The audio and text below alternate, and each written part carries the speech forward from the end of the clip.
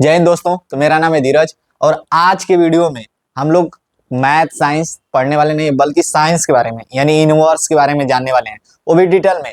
छोटा सा वीडियो रहेगा एक छोटे से पार्ट पर जिसका नाम है फोटॉन और ब्रह्मांड के रहस्य को इसके जरिए समझने की कोशिश करते हैं। जैसा कि हम लोग जानते हैं कि लोग बताते हैं कि साइंस बहुत ज्यादा तरक्की कर चुकी है, तो हम लोग आज जानने वाले हैं वीडियो में कि साइंस कितना तरक्की कर चुकी है और साइंस कैसे कार्य करती है, साइंस कहाँ पे ब्रेक होती है। हाँ, साइंस बहुत ऐसी जगहों पे एकदम टूट चुकी है, उसका कोनो एक्सप्लेनेशन नहीं है।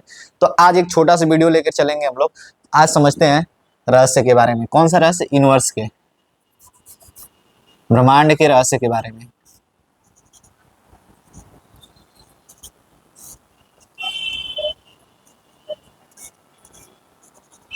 रहस्य अब इसके बारे में जानने वाले हैं एक छोटे से वीडियो में। तो होता क्या है समझते हैं। सबसे पहले रिलेटिविटी थ्योरी ऑफ रिलेटिविटी, जिसको अल्बर्ट आइंस्टाइन ने लिखी थी। अल्बर्ट आइंस्टाइन ने दो रिलेटिविटी लिखी थी, it is general theory of relativity, एक थ्योरी ऑफ रिलेटिविटी। तो उसके बारे में समझते हैं ये क्या था। रिलेटिविटी शब्द का अर्थ होता है कि जैसे समझ लेते हैं एक रिलेटिविटी मतलब सापेक्ष। सापेक्ष मतलब समझते हैं एक बिंदु है ए, एक पॉइंट है ए और एक पॉइंट है बी।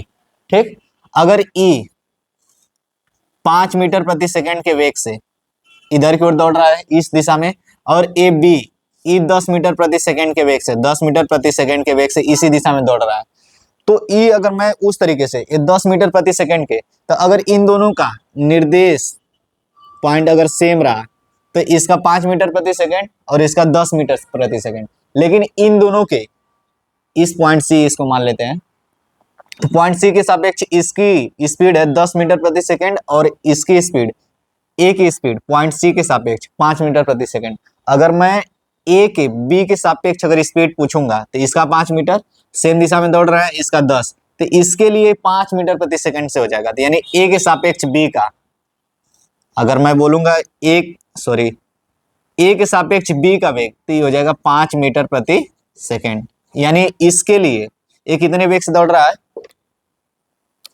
इसके लिए ए के लिए 5 मीटर प्रति सेकंड के वेग से ये दौड़ रहा है। ठीक, और लेकिन सी के लिए 10 मीटर प्रति सेकंड से। अब समझते हैं, इसी को बोला जाता है रिलेटिविटी। क्या बोला जाता है? रिलेटिविटी, यानी सापेक्ष। एक निर्देश फ्रेम लिया जाता है। सेम इसी तरीके से अगर समझते हैं, सेम इसी तरीके से अगर ए जो एक पॉइंट डी लिया, ई 50 मीटर प्रति सेकंड के वेग से, और यहाँ पे एक पॉइंट एफ लिया और यहाँ पे जी ले लिया, तो देखो जी के सापेक्ष इसकी 50 मीटर प्रति सेकंड, जी के सापेक्ष यक्स का वेग ले लेते हैं 500 मीटर प्रति सेकंड। कितना?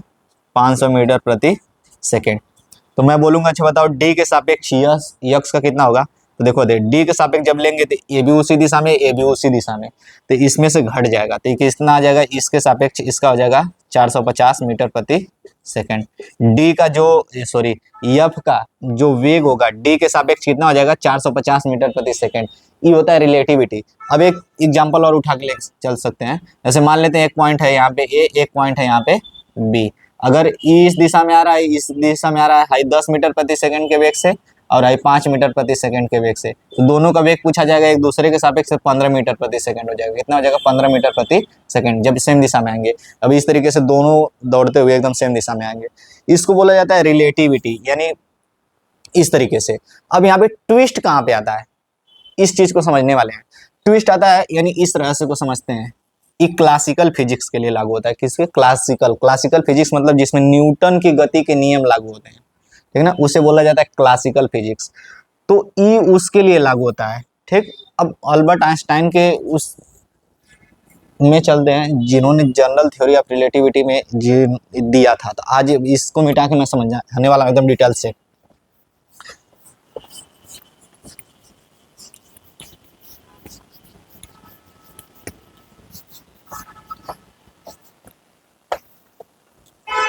अब हुआ क्या, अब समझते हैं। इस हिसाब से, जिस हिसाब से हम लोग चल रहे थे, यहाँ पे ट्विस्ट कहाँ से आया? ट्विस्ट ये आया कि अगर यही सेम चीज, ठीक, यहाँ पे एक पॉइंट है ए और इस पॉइंट से एक चीज है और ए से, ठीक ना, ए है और इस तरीके से, और इसका वेग हम लोग ले लिए लाइट के वेग के बराबर। लाइट का वेग कितना होता है? 3 लाख किलोमीटर 3 लाख किलोमीटर पर सेकेंड। 1 सेकेंड में इसका वेलोसिटी कितनी होती है? 3 लाख किलोमीटर पर सेकेंड। और दूसरा ले लिया 1 पॉइंट, इसको ले लेते हैं 2 लाख किलोमीटर पर सेकेंड। कितना ले लेते हैं? 2 लाख किलोमीटर पर सेकेंड। और इस बी को लिया, अब इसका कितना हो जाएगा? लाइट के वेग के बराबर, सी के बराबर, ये हो गया 3 लाख, 3 लाख किलोमीटर पर सेकेंड, 3 लाख किलोमीटर पर सेकेंड। अब यहाँ पे मान लेते हैं सी के लिए इसका वेग हो जाएगा 2 लाख किलोमीटर पर सेकेंड और इसका वेग हो जाएगा 3 लाख किलोमीटर। तो इसका आंसर बताइए, इसका आंसर क्या होना चाहिए था? थ्योरी ऑफ रिलेटिविटी के हिसाब से इसका वेग कितना हो जाना चाहिए था? 1 लाख किलोमीटर पर सेकेंड, यही होना चाहिए था इसका वेग, क्योंकि इस दिशा में चल रहे हैं तो दोनों का वेग घट जाएगा। लेकिन यहाँ पे आता है ट्विस्ट। ट्विस्ट क्या आता है? ये जो आंसर है ये टोटली रॉन्ग। अब कैसे समझते हैं? कैसे, तुम बताओ कितना होना चाहिए? तो यहाँ पे आया ट्विस्ट। ट्विस्ट क्या आया? यहाँ पे इसके लिए जब लाइट के वेग से कोई भी चीज चलती है ना तो उसका वेग हमेशा है, यानी बी का वेग कितना हो जाना चाहिए था? 1 लाख किलोमीटर, लेकिन नहीं, इसका आंसर 3 लाख किलोमीटर ही आता है, 3 लाख किलोमीटर पर सेकेंड। क्या इसमें ट्विस्ट क्या है? ये तो ब्रह्मांड का रहस्य है। ब्रह्मांड बहुत ज्यादा कॉम्प्लेक्स है। लोगों को लगता है कि बहुत ज्यादा हम लोग जान चुके हैं यूनिवर्स के बारे में, तो हम लोग कुछ भी अभी तक नहीं जान चुके हैं। ट्विस्ट यही है कि कोई भी चीज लाइट के वेग से अगर चलेगी, कोई भी चीज लाइट के वेग से, तो किसी भी निर्देश फ्रेम को लागू नहीं करती है, किसी भी निर्देश, यानी इसका 3 लाख किलोमीटर पर सेकेंड ही रहेगा। अगर इसको भी अगर मैं 3 लाख किलोमीटर पर सेकेंड कर दूं तब वो इसका आंसर 0 नहीं आएगा, 0 आना चाहिए था उस तरीके से, फिर भी 3 लाख किलोमीटर पर सेकेंड ही आएगा। यही तो रहस्य है। अब समझते हैं ऐसा क्यों होता है। ठीक, अब ध्यान से समझते हैं। इसके लिए होता क्या है? लाइट में होते हैं फोटोन। कौन होते हैं? Photon, photons. लाइट्स में कौन होते हैं? फोटोन।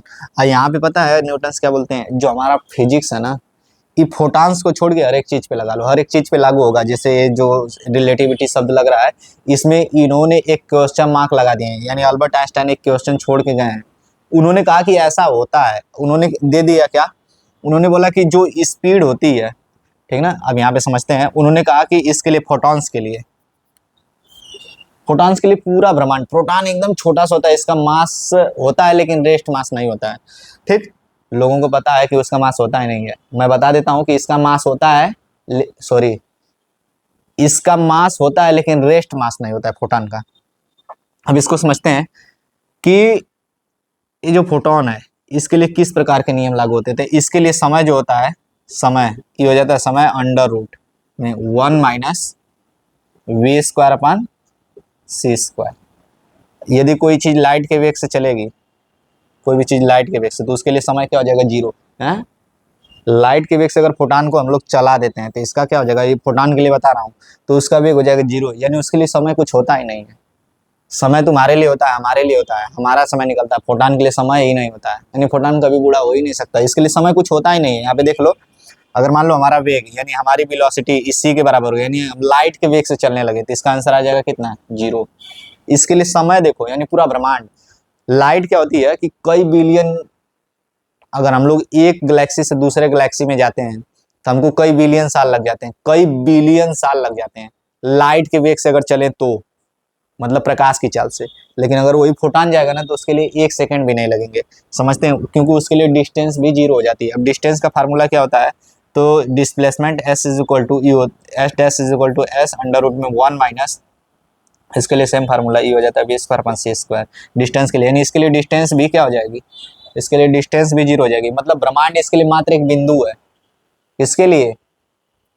फोटॉन्स के लिए। यानी हमारी जो मतलब क्वांटम फिजिक्स है ना, वो भी टूट जाती है जब हम लोग ब्रह्मांड के रहस्य को समझाने के लिए निकलते हैं। कहाँ पे?